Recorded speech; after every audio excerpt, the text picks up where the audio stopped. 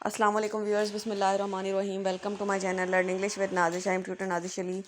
आज की हमारी वीडियो है मॉडर्न ड्रामा जो हैं उनके इंट्रोडक्टरी पैराग्राफ। इसी जो हम इसमें करेंगे, इसमें 6 पैराग्राफ्स हैं। वो इनमें से 4 जो हैं पंजाब यूनिवर्सिटी में भी हैं और सरगोदा यूनिवर्सिटी में भी हैं, और एक दोनों का डिफरेंट है। मतलब लाइफ ऑफ गलेलियो जो है वो पंजाब यूनिवर्सिटी का है और arms and the man Sargodha university का है। इसके अलावा भी जिन यूनिवर्सिटी का सेम सिलेबस है उनके लिए भी जो ये वीडियो है वो यूज़फुल हो सकती है। ये जो इंट्रोडक्टरी पैराग्राफ हैं, आपको अपने इन ड्रामा से रिलेटेड कोई भी क्वेश्चन आ जाता है तो आप उसके इंट्रोडक्शन में इनको यूज़ कर सकते हैं। अगर वीडियो अच्छी लगे तो लाइक कमेंट एंड शेयर ज़रूर कीजिएगा। अगर अभी तक आपने चैनल को सब्सक्राइब नहीं किया तो please subscribe my channel.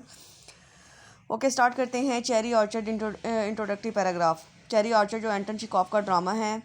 Anton Chekhov was the Russian writer of famous for his short stories and plays. यानी वो एक फेमस राइटर है, उसने शॉर्ट स्टोरीज भी लिखी हैं और प्लेज भी लिखी हैं। The cherry orchard was his last play produced by the famous Moscow Art Theatre shortly before his death in 1904। के उसने अपनी डेथ से पहले 1904 में ये लास्ट ड्रामा लिखा था। The cherry orchard Chekhov's greatest play. ये इसका बहुत अजीम प्ले है और बहुत ज़्यादा इसको फेम मिली है। It is a beautiful example of Chekhovian style. इससे जो है ना हमें शिकॉफ के स्टाइल का पता चलता है। The mixture of comedy and tragedy, कि उसने कॉमेडी को और ट्रेजिडी को मिक्स करके पेश किया है। A form that avoids melodrama by setting the most exciting events off stage and the detailed characterization that makes Chekhov an actor's dream. It is a tragic story about an aristocratic family's failure to adopt to a changing world. यानी वो जो है दुनिया में आने वाले changes को adopt करने के लिए जो थे तैयार नहीं थे। अपने जो थे ना वो सर्वाइवल के लिए खुद अपने चेरी ऑर्चर्ड को बचाने के लिए उन्होंने कोई स्ट्रगल नहीं थी की, और अपने फजूल किस्म की एक्टिविटीज़ में लगे रहे थे, जिसकी वजह से वो सब कुछ जो थे वो खो चुके थे। इसके बाद नेक्स्ट पैराग्राफ है हेडा गैबलर के बारे में। Hedda Gabler is a play written by Norwegian playwright Henrik Ibsen. Henrik Ibsen ने इसको लिखा है। Gabler drama is in 4 acts by Henrik Ibsen, published in 1819 and produce the following years. यानी 1890 में जो था ये ड्रामा है हेनरी कैप्सन ने लिखा था और ये 4 एक्ट्स पे कंसिस्ट करता है। The work reveals Hedda Gabler as a selfish cynical woman bored by her marriage to the scholar Jorgen Tesman. कि जो इसमें जो प्रोटोगनिस्ट है, जो हेडा गैबलर है, वो एक खुदगर्ज सी जो है ना वुमेन है जो अपनी ज़िंदगी से बहुत ज़्यादा जो है उकताई हुई है। वो अपनी शादी जो उसने की है ना उसके साथ, जॉर्जन टेस्मन के साथ, उसके साथ वो बहुत बोर है, वो उसको एंजॉय नहीं कर रही। Hedda once the best catch in the town. The is a woman restricted by Victorian values and trapped in a loveless marriage with a boring man. कि उसकी जो शादी है ना वो कोई कामयाब साबित नहीं होती, वो एक लवलेस मैरिज होती है। मतलब वो मटीरियलिस्टिक बेस पे उसकी शादी हुई होती है और वो उससे बिल्कुल बहुत ज़्यादा तंग होती है। इसके बाद नेक्स्ट पैराग्राफ है द सी के बारे में। The sea introductory paragraph. The sea is a 1973 play by Edward Bond. 1973 में एडवर्ड बॉन्ड ने इसको लिखा था। It is a comedy set in small seaside village in rural East Anglia during the Edwardian period and draws from some of the themes of Shakespeare the Tempest. यानी इसके जो कुछ themes हैं ना, वो जो शेक्सपियर का drama है ना द टेम्पेस्ट, तूफ़ान, उससे लिए गए हैं। क्योंकि ये जो ड्रामा द सी है इसमें भी एक तूफ़ान का जिक्र है। इसके ड्रामे की बिगनिंग ही तूफ़ान से होती है। It was well received by critics.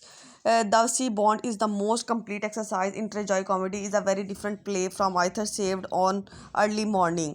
कि यानी जो पहले इसके अलावा भी इस तरह के प्ले लिखे गए थे ना ट्रेजाई कॉमेडी वाले, उनसे काफ़ी डिफरेंट है। Bond wanted to emphasize the strength of people on their ability to change their society. ये लोगों की ताकत के बारे में बात करता है एडवर्ड बॉन्ड के, किस तरह लोग अपनी पावर के ज़रिए, अपनी एबिलिटी के ज़रिए सोसाइटी को चेंज कर सकते हैं। The relationship between individual and society as well as nature has been serious and gloomy.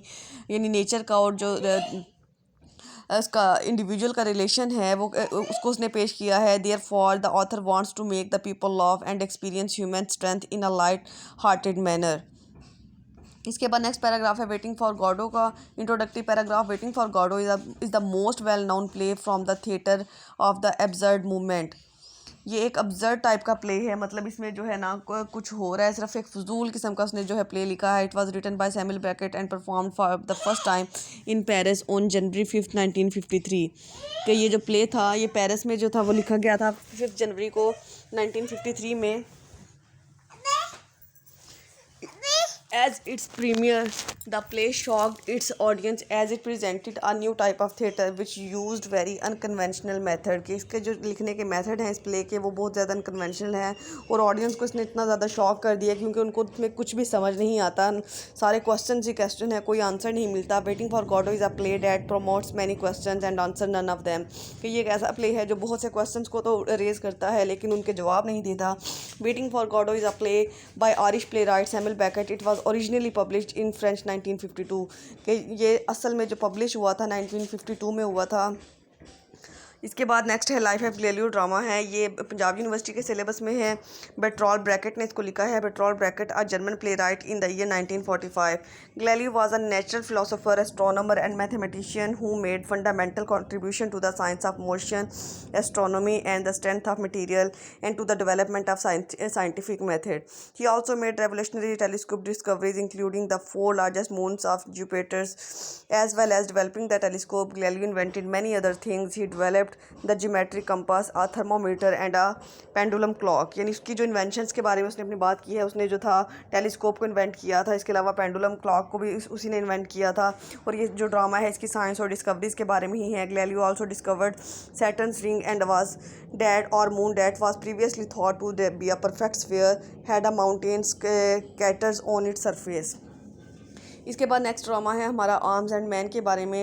Arms and man is a humorous play that shows the fertility of the war and deals comically with the hypocrisies of human nature. ये जो drama है ये इंसान की hypocrisy के बारे में है और बहुत ज़्यादा फ़नी टाइप का ड्रामा है और ह्यूमन नेचर को इसमें बयान किया गया है। The play discusses how war is made. इसमें बताया जाता है कि जंगें किस तरह से होते हैं, हाउ इट इज़ फॉट, कैसे लड़ी जाती हैं, and how party sue for peace at the close of it. और एंड इसके एंड तक जो है लोग किस तरह से अमन के जो हैं वो तलबगार होते हैं, वो अमन चाह रहे होते हैं। Indeed the play's title is a direct quote from the Virgil's Aeneid the Roman epic that glorifies war. यानी इसके टाइटल से ही पता चलता है। आर्म्स का मतलब जो है हथियार होता है, तो जी आर्म्स के वर्ड से हम ये अंदाज़ा लगा सकते हैं कि ये ड्रामा जंग के बारे में होगा। Shaw use this quote ironically drawing attention to how war should not be seen as romantic. यानी जो शाह ने ये कोट जो ड्रामा के बिगनिंग में स्टार्ट की यूज़ की है उसका मतलब ये है कि यानी वो किस तरह से आपको ये हमें बताना चाह रहा है कि कोई भी जो वार होती है वो रोमांटिक वे में नहीं लड़ी जाती। Arms and the Man is one of George Bernard Shaw successfully written play that have become predominant and globally renowned. ये थी आज की हमारी वीडियो। आई होप सो कि आपको अच्छी लगी होगी। अगर वीडियो अच्छी लगे तो लाइक कमेंट एंड शेयर ज़रूर कीजिएगा। अल्लाह हाफ़िज़।